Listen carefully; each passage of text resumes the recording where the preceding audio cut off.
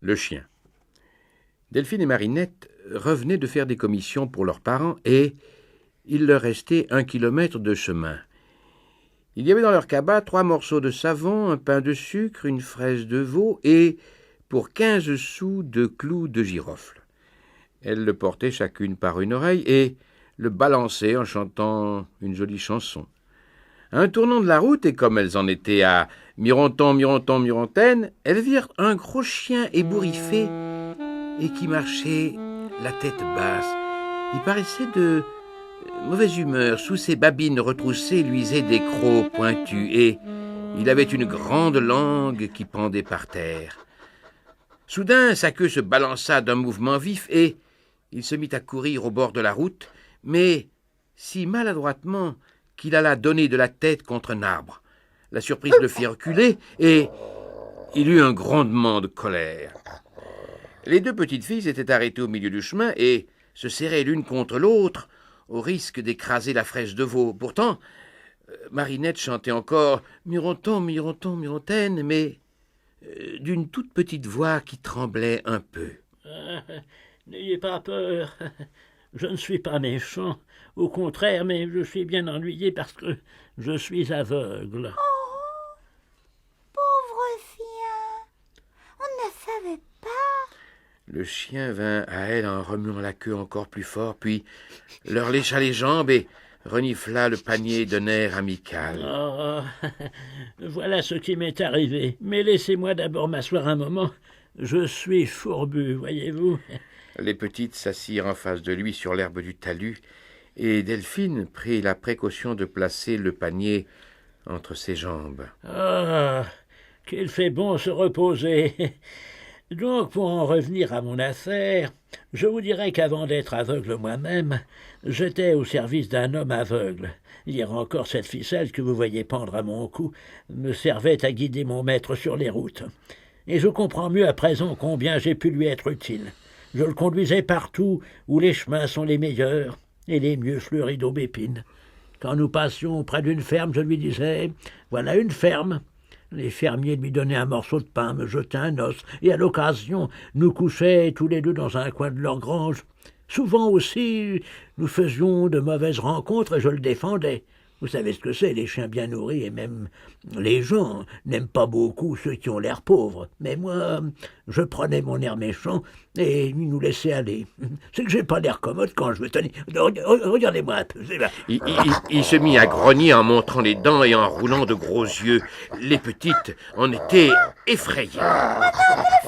Non, mais ça, c'est pour vous montrer. En somme, vous voyez que je rendais à mon maître bien des petits services, et je ne parle pas du plaisir qu'il prenait à m'écouter. Je ne suis qu'un chien, c'est entendu, mais parler fait toujours passer le temps. Vous parlez aussi bien qu'une personne, chien. Oh, oui, vous êtes bien aimable. Mon Dieu, que votre panier sent bon.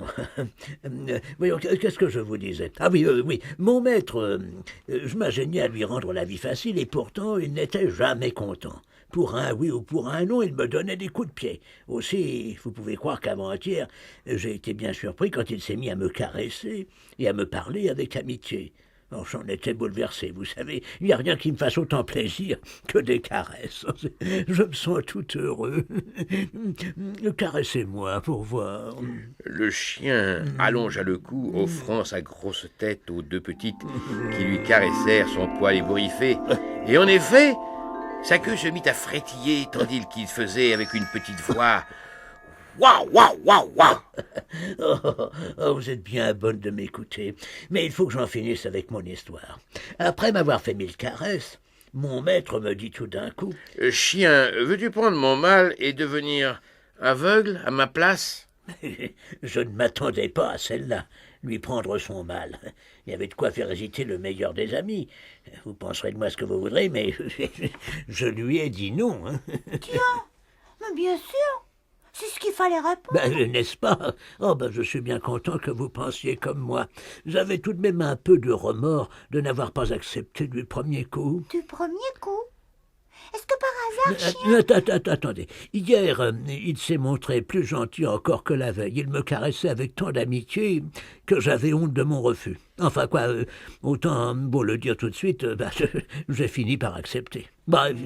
Il m'avait bien juré que je serais un chien heureux, qu'il me guiderait sur les chemins comme j'avais fait pour lui et qu'il saurait me défendre comme je l'avais défendu, mais je ne lui avais pas plutôt pris son mal qu'il m'abandonnait sans un mot d'adieu. Et depuis hier soir, je suis tout seul dans la campagne, me cognant aux arbres, butant aux pierres sur la route. Et tout à coup, j'ai reniflé comme une odeur de veau. Puis j'ai entendu 2 petites filles qui chantaient, et j'ai pensé que peut-être vous ne voudriez pas me chasser. Oh non, vous avez bien fait de venir. Non.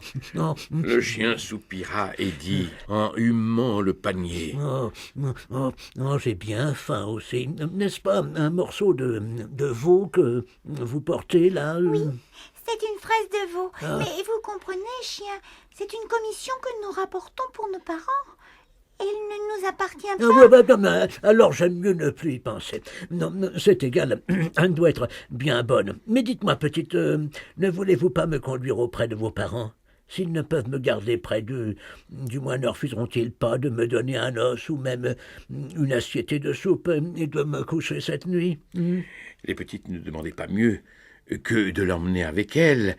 Même elles souhaitaient de le garder toujours à la maison. Elles étaient seulement un peu inquiètes de l'accueil que lui feraient leurs parents.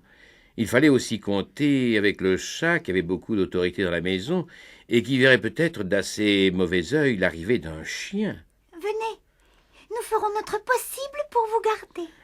Comme ils se levaient tous les 3, les petites virent sur la route un brigand des environs qui faisait son métier de guetter les enfants en commission pour leur prendre leur panier. Oh, c'est lui!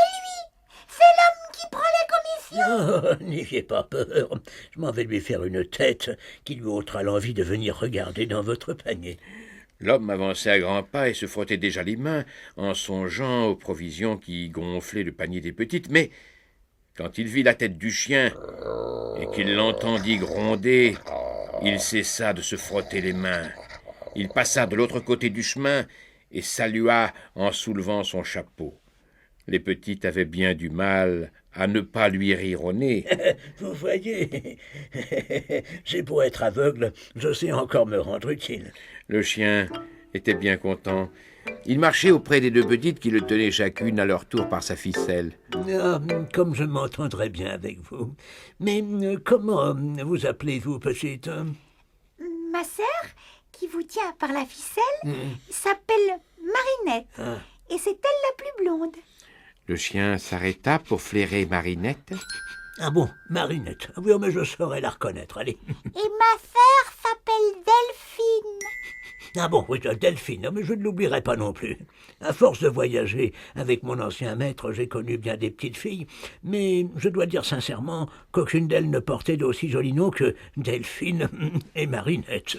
Les petites ne purent pas s'empêcher de rougir, mais le chien ne pouvait pas le voir et il leur faisait encore des compliments. Il disait qu'elles avaient aussi de très jolies voix et qu'elles devaient être bien raisonnables pour que des parents leur aient confié une commission aussi importante que l'achat d'une fraise de veau.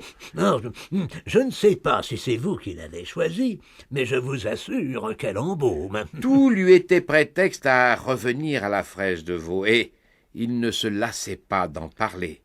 À chaque instant, il venait appuyer son nez contre le panier, et comme il était aveugle, il lui arriva plusieurs fois de se jeter dans les jambes de Marinette, au risque de la faire tomber. Écoutez, chien, il vaut mieux pour vous de ne plus penser à cette fraise de veau. Je vous assure que si elle m'appartenait, je vous la donnerais de bon cœur. Mais vous voyez que je ne peux pas. Que diraient nos parents si nous ne rapportions pas la fraise de veau? Bien sûr, ils vous gronderaient. Il nous faudrait dire aussi que vous l'avez mangée, et au lieu de vous donner à coucher, il vous chasserait. Et peut-être qu'il vous battrait. Vous avez raison, mais ne croyez pas que ce soit la gourmandise qui me fasse parler de cette fraise de veau. Non, ce que j'en dis n'est pas du tout pour que vous me la donniez. D'ailleurs, la fraise de veau ne m'intéresse pas. Certes, c'est une excellente chose, mais je lui fais le reproche de n'avoir pas d'os, n'est-ce pas? Quand on sert une fraise de veau sur la table, les maîtres mangent tout, et il ne reste rien pour le chien. Tout en parlant, les petites et le chien aveugle arrivaient à la maison des parents. Le premier qui les vit fut le chat. Il fit le gros dos comme quand il était en colère. Son poil se hérissa et sa queue balaya la poussière. Puis il courut à la cuisine et dit aux parents. « Voilà les petites qui rentrent en tirant un chien à bout d'une ficelle. J'aime pas beaucoup ça, moi. »« Un chien? Par exemple. » Ils sortirent dans la cour et ils virent que le chat n'avait pas menti. « Mais comment avez-vous trouvé ce chien? Pourquoi l'avez-vous amené ici? » C'est un pauvre chien aveugle. Il butait de la tête contre tous les arbres du chemin et il paraissait malheureux. N'importe. Je vous ai défendu d'adresser la parole à des étrangers. Alors le chien fit un pas en avant, salua d'un coup de tête et dit aux parents. « Je vois bien qu'il n'y a pas de place dans votre maison pour un chien aveugle, et sans m'attarder davantage, je vais reprendre mon chemin. Mais avant de partir, laissez-moi vous complimenter d'avoir des enfants si sages et si obéissantes. Tout à l'heure, j'errais sur la route sans voir les petites, et je reniflais une bonne odeur de fraise de veau. Comme j'étais à jeun depuis la veille, j'avais bien envie de la manger, mais elles m'ont défendu de toucher à leur panier. Pourtant, je devais avoir l'air méchant, et savez-vous ce qu'elles m'ont dit? La fraise de veau est pour nos parents. Et ce qui appartient à nos parents n'est pas pour les chiens. Ben là, ce qu'elles m'ont dit. Alors, je ne sais pas si vous êtes comme moi, mais quand je rencontre deux fillettes aussi raisonnables, aussi obéissantes que les vôtres, je ne pense plus à ma faim et je me dis que leurs parents ont bien de la chance. La mère souriait déjà aux deux petites et le père était tout fier des compliments du chien. Oh, ben je n'ai pas à m'en plaindre, ce sont de bonnes petites filles. Non, je ne les grondais tout à l'heure que pour les mettre en garde contre les mauvaises rencontres. Je suis même assez content qu'elle vous ait conduit jusqu'à la maison. Vous allez avoir une bonne soupe et vous pourrez vous reposer cette nuit. Mais comment se fait-il que vous soyez aveugle et que vous alliez ainsi, seul, par les chemins? Alors le chien conta encore une fois son aventure et comment, après avoir pris le mal de son maître, il avait été abandonné. Les parents l'écoutaient avec intérêt et ne dissimulaient pas leur émotion. Oh, vous êtes le meilleur des chiens, et je ne puis que vous reprocher d'avoir été trop bon. Ah, vous vous êtes montré si charitable que je veux faire quelque chose pour vous. Demeurez donc à la maison aussi longtemps qu'il vous plaira. Je vous construirai une belle niche, et vous aurez chaque jour votre soupe, sans compter les os, hein? Et comme vous avez beaucoup voyagé, eh ben, vous nous parlerez des pays que vous avez traversés, ce sera pour nous l'occasion de nous instruire un peu.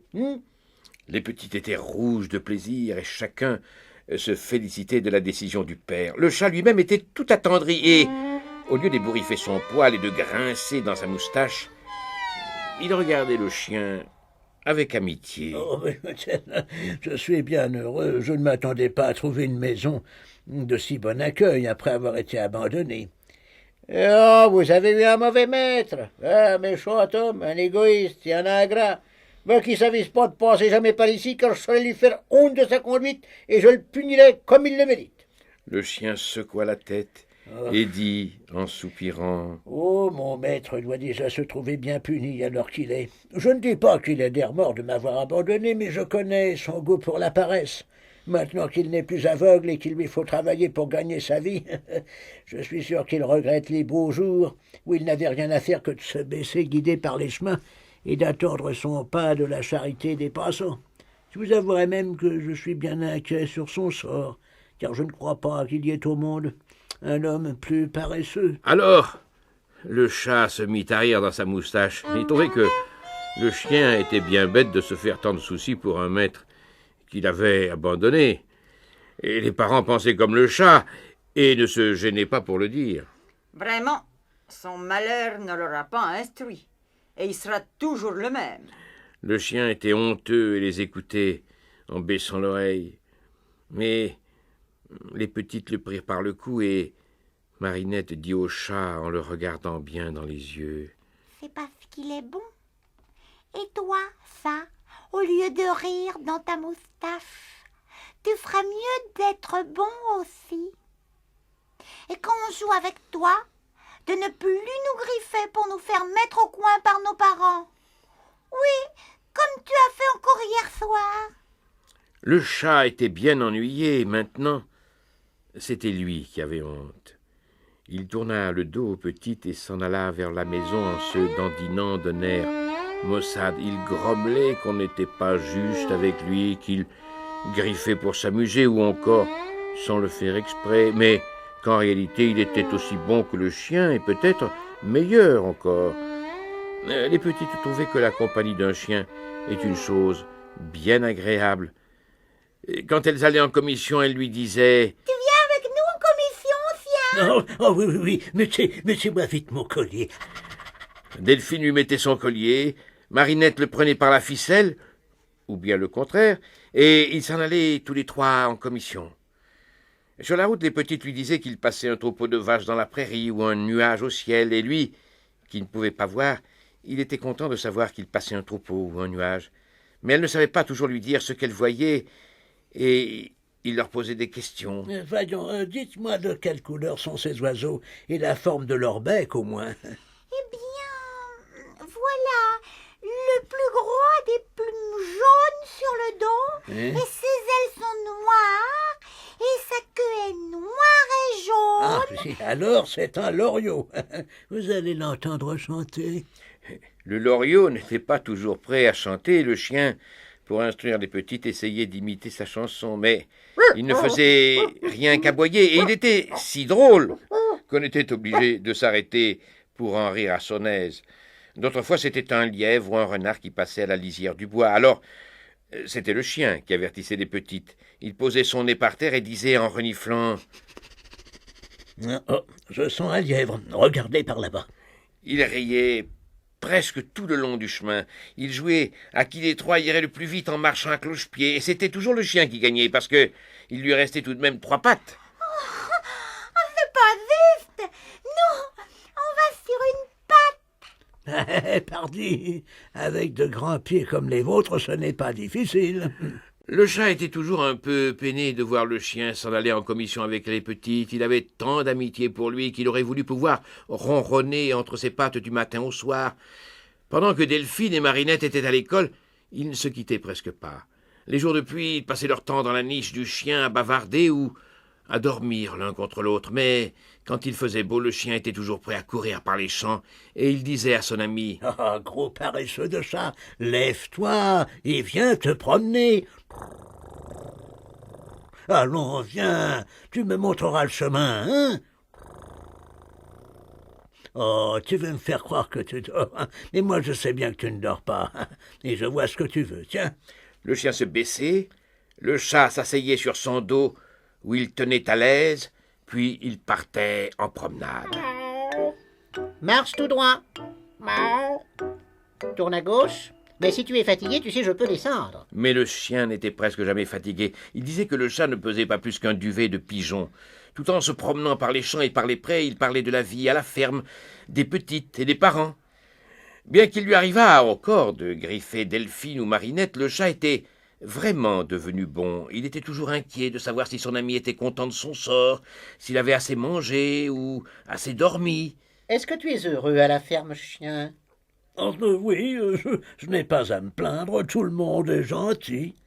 Tu dis oui, mais je vois bien qu'il y a quelque chose. Mais non, je t'assure. Est-ce que tu regrettes ton maître? Non, chat, bien franchement. Et même je dois dire que je lui en veux un peu. On a beau être heureux et avoir de bons amis, on ne peut pas s'empêcher de regretter ses yeux. Bien sûr, bien sûr. Un jour que les petites demandaient au chien s'il voulait aller en commission avec elles, le chat montra sa mauvaise humeur et leur dit qu'elles iraient bien seules et que la place d'un chien aveugle n'était pas sur les routes dans la compagnie de 2 têtes folles. D'abord les petites ne firent qu'en rire, et Marinette offrit au chat de les accompagner. Il répondit d'un air pincé, en la regardant du haut en bas. Comme si moi, le chat, je pouvais aller en commission. Je croyais te faire plaisir, mais puisque t'aimes mieux rester à ton aise. Voyant qu'il paraissait fâché, Delphine se baissa pour le caresser, mais il lui griffa la main jusqu'au sang. Marinette était en colère qu'il eût griffé sa sœur, et se baissant à son tour, elle dit en lui tirant les moustaches. J'ai jamais vu d'aussi mauvaise bête que ce vieux ça. Tiens, tu l'as bien mérité. Elle m'a griffé aussi. Oui, je t'ai griffé. Et je vais aller dire aux parents que tu m'as tiré les moustaches pour qu'ils te mettent au coin. Déjà, il courait vers la maison, mais le chien, qui n'avait rien vu, et qui en croyait à peine ses oreilles, lui parla sévèrement. Ah, vraiment, chat, je ne te savais pas aussi méchant. Je suis obligé de reconnaître que les petites avaient raison et que tu es un mauvais chat. Oh, je t'assure que je ne suis pas content. Hein?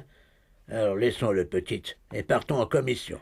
Le chat était si confus qu'il ne trouva rien à répondre, et qu'il les laissa partir sans un mot de regret.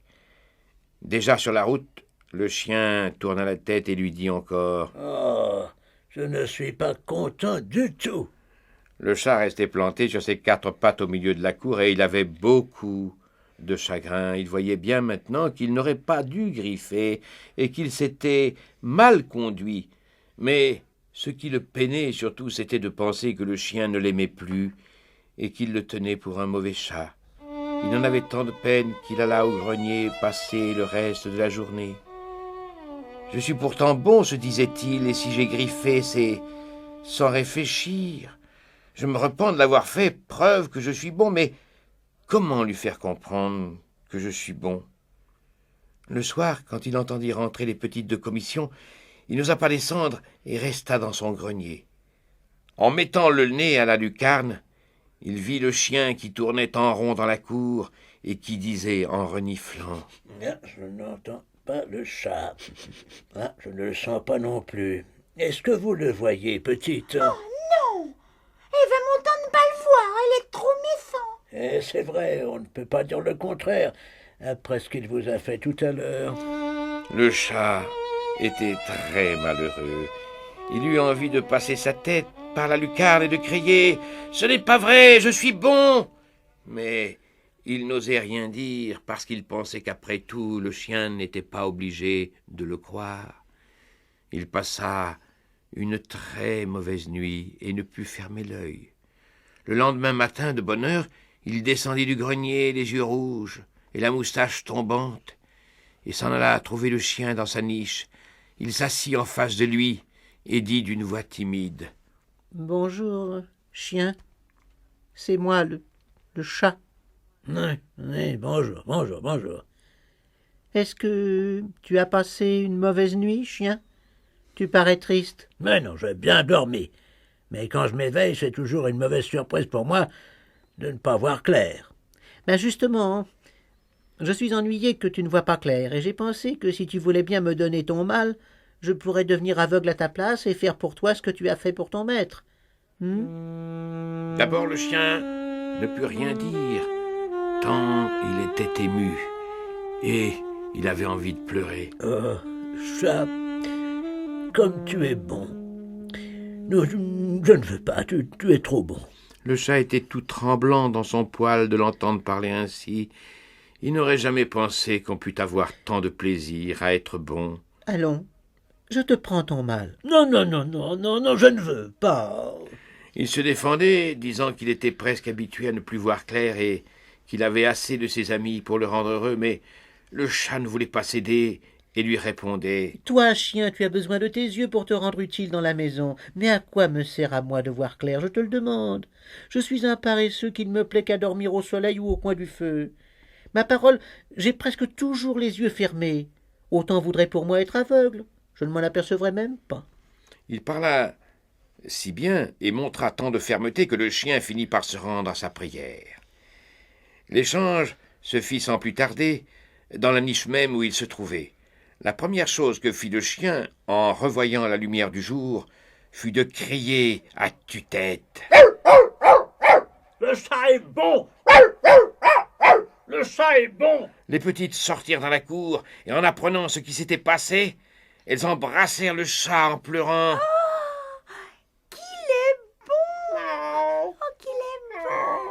Et lui, le chat, il penchait la tête, heureux d'être bon, et il ne voyait même pas qu'il ne voyait plus.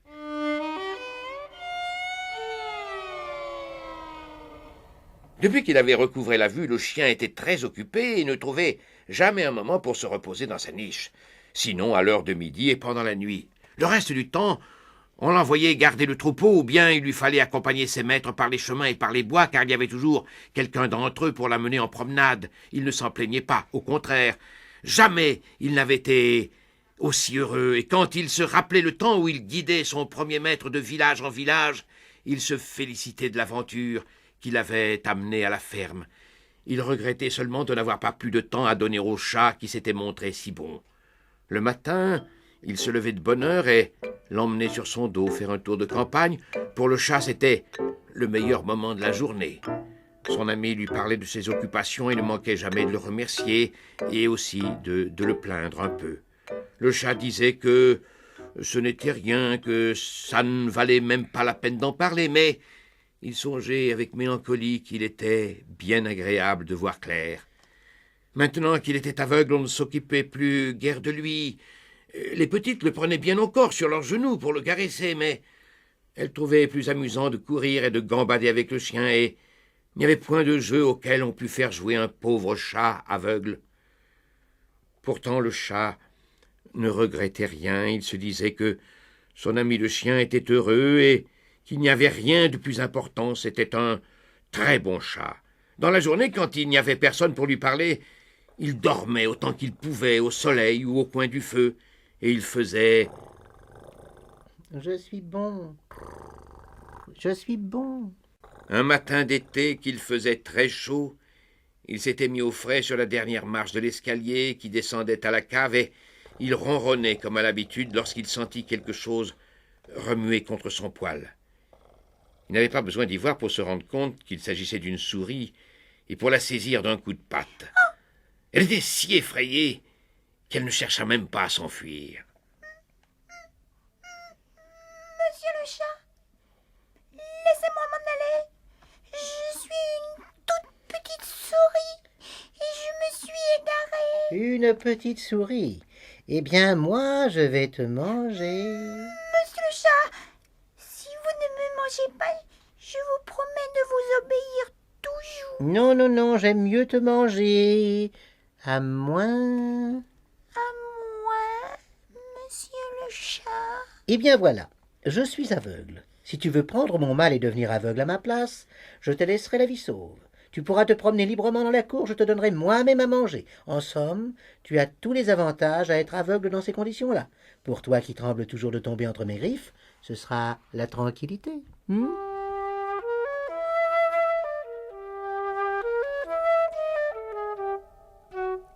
La souris hésitait encore, et, comme elle s'en excusait auprès du chat, il répondit avec bonté. « Réfléchis bien, petite souris, et ne te décide pas à la légère. Je ne suis pas si pressé que je puisse attendre quelques minutes. Et ce que je veux d'abord, c'est que tu te prononces en toute liberté. » Oui, mais si je dis non, vous me mangerez. Bien entendu, petite souris, bien entendu. Oh, alors j'aime encore mieux devenir aveugle que d'être mangé. En rentrant de l'école à midi, Delphine et Marinette furent très étonnées de voir une petite souris qui se promenait dans la cour entre les pattes du chat. Elles le furent bien davantage en apprenant que la souris était aveugle et que le chat ne l'était plus. C'est une bonne petite bête. Elle a un cœur excellent et je vous recommande d'en avoir bien soin. Sois tranquille. Elle ne manquera de rien. Nous lui donnerons à manger et nous lui ferons un lit pour la nuit. Quand le chien arriva à son tour, il fut si heureux de la guérison de son ami qu'il ne put cacher sa joie devant la souris. Le chat était très bon. Et voyez ce qui arrive. Il est récompensé aujourd'hui. C'est vrai, il a été bon. C'est vrai, j'ai été bon. Faisait la souris. Un dimanche qu'il somnolait dans sa niche à côté du chat, pendant que les petites promenaient la souris dans la cour, le chien se mit à renifler d'un air inquiet, puis il se leva en grondant et se dirigea vers le chemin, où l'on entendait déjà le pas d'un homme. C'était un vagabond au visage maigre et aux vêtements déchirés qui se traînait avec fatigue. En passant près de la maison, il jeta un coup d'œil dans la cour et eut un mouvement de surprise en voyant le chien. Il s'approcha d'un pas décidé et murmura « Chien, renifle-moi un peu. Ne me reconnais-tu pas ?» « Si, vous êtes mon ancien maître. » « Je me suis mal conduit envers toi, chien. Mais si tu savais quel remords j'ai eu, tu me pardonnerais sûrement. » « Je vous pardonne, mais allez-vous-en. » « Depuis que je vois clair, je suis un homme bien malheureux. Je suis si paresseux que je ne peux pas même me décider à travailler, et c'est à peine si je mange 1 fois par semaine. Autrefois, quand j'étais aveugle, je n'avais pas besoin de travailler. Les gens me donnaient à manger et à coucher, et ils me plaignaient. Te rappelles-tu? Nous étions heureux. Si tu voulais, chien, je te reprendrais mon mal, je redeviendrais aveugle et tu me conduirais encore sur les routes. » Vous étiez peut-être heureux, mais moi je ne l'étais guère. Avez-vous oublié les coups dont vous récompensiez mon zèle et mon amitié? Vous étiez un mauvais maître et je le comprends mieux depuis que j'en ai trouvé de meilleurs. Ouf, je ne vous garde pas rancune, mais n'attendez pas que je vous accompagne jamais sur les routes. D'ailleurs, vous ne pouvez pas reprendre mon mal car je ne suis plus aveugle. Le chat qui est très bon a voulu le devenir à ma place, et ensuite... Mais déjà l'homme ne l'écoutait plus et s'éloignait en le traitant de mauvaise bête. Il s'en alla trouver le chat qui ronronnait à l'entrée de la niche et lui dit en passant la main sur son poil « Pauvre vieux chat, tu es bien malheureux. Je suis sûr que tu donnerais beaucoup pour voir clair. Mais si tu veux, je serai aveugle à ta place et en échange, tu me conduirais sur les routes comme le chien faisait autrefois. » Le chat ouvrit ses yeux tout grands et répondit sans se déranger. Si j'étais encore aveugle, j'accepterais peut-être, mais je ne le suis plus depuis que la souris a bien voulu prendre mon mal. C'est une bête qui est très bonne. Et si vous voulez lui dire votre affaire, elle ne refusera pas de vous rendre un service. Tenez, la voilà qui dort sur une pierre où les petites viennent de la coucher après la promenade. L'homme hésita un moment avant d'aller trouver la souris, mais il se sentait si paresseux et la pensée qu'il lui fallait travailler pour gagner son pain lui fut si insupportable qu'il finit par se décider. Il se pencha sur elle et lui dit doucement « Eh, pauvre souris, tu es bien à plaindre. » Oui, monsieur. Les petites sont gentilles. Le chien aussi. Mais je voudrais bien voir clair. Veux-tu que je devienne aveugle à ta place? Oui, monsieur. En retour, tu me serviras de guide. Je te passerai une ficelle au cou et tu me conduiras sur les chemins. Ce n'est pas difficile. Je vous conduirai où vous voudrez. Les petites rangées à l'entrée de la cour, à côté du chien et du chat, regardaient l'homme faire ses premiers pas d'aveugle sur la route, derrière la souris qu'il tenait attachée au bout d'une ficelle. Il allait lentement et avec beaucoup d'hésitation, car la souris était si petite que tout son effort tendait à peine la ficelle et que le moindre mouvement de l'aveugle faisait tourner la pauvre bête sur elle-même sans qu'il s'en aperçût. Delphine, Marinette et le chat poussaient de grands soupirs d'inquiétude et de pitié. Le chien, lui, tremblait des 4 pattes en voyant l'homme buter aux pierres de la route et hésiter à chaque pas. Les petites le tenaient par le collier et lui caressaient la tête, mais il leur échappa brusquement et courut tout droit à l'aveugle. Chien! Oh, chien! Chien! Chien!